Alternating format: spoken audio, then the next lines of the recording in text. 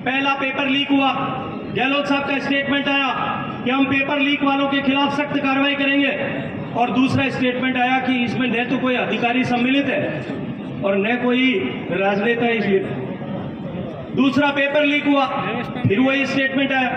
तीसरा paper leak हुआ, फिर वही स्टेटमेंट आया।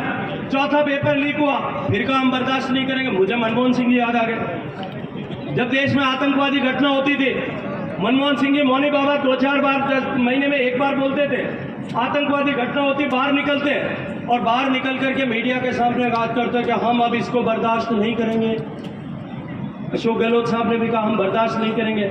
फिर 5वां पेपर लीक हो गया, 6ठा हो गया, 7वां हो गया, 16वां पेपर लीक हुआ। तब तक वो कहते रहे कि इसमें कोई भी अधिकारी और राजनेता सम्मिलित नहीं है। लेकिन भारतीय जनता पार्टी ने पूरे प्रदेश में आंदोलन खड़ा किया। मैं धन्यवाद करना चाहता हूं उन मीडिया के साथियों का, इन्होंने जनता की आवाज को जिस पुरजोर तरीके से उठाया। उसका परिणाम यह हुआ कि 17वें पेपर लीक के बाद में जांच शुरू हुई, और जांच अभी तो 3 कदम चली है।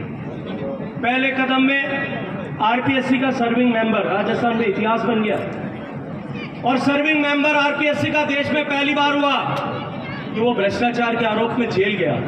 लेकिन उसके बाद की कथा क्या थी? अखबार में छपा कि ये बना कैसे था, किसने बनाया था, क्या करके बनाया था, क्या लेकर के बनाया था।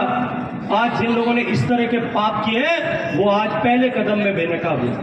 दूसरे कदम जांच आगे चली। इस कांग्रेस सरकार का एक मंत्री पद का दर्जा प्राप्त व्यक्ति आज जेल के सीखचों के पीछे वो 15 लाख रुपए लेकर के दलाली कर रहा। अभी तो 3 कदम आगे चली।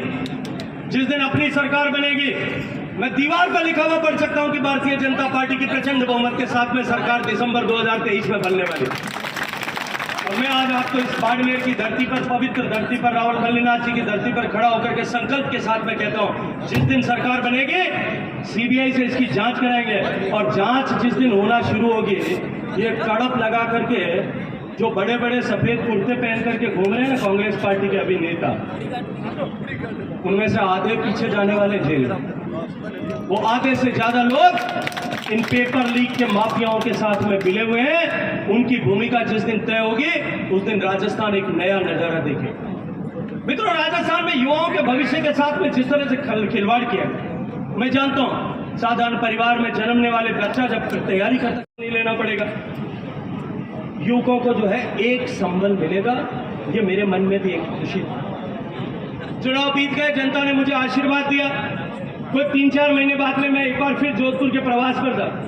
घर से बाहर निकला, उनमें से 5-6 बच्चे उस बैंक के सामने खड़े थे। मुझे लगा आज इनके किस्त आ गई हो। मैंने उनसे पूछा कि भाइयों आज किस्त आ गई, बाहर कैसे खड़े हो?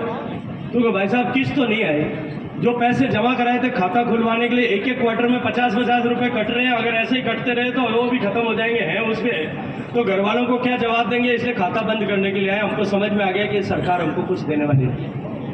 आपको बेरोजगारी भत्ता देना तो दूर, इस सरकार ने वादा किया था कि हम नौकरी देंगे। आज राजस्थान में किस तरह के हालात इन्होंने पैदा किए।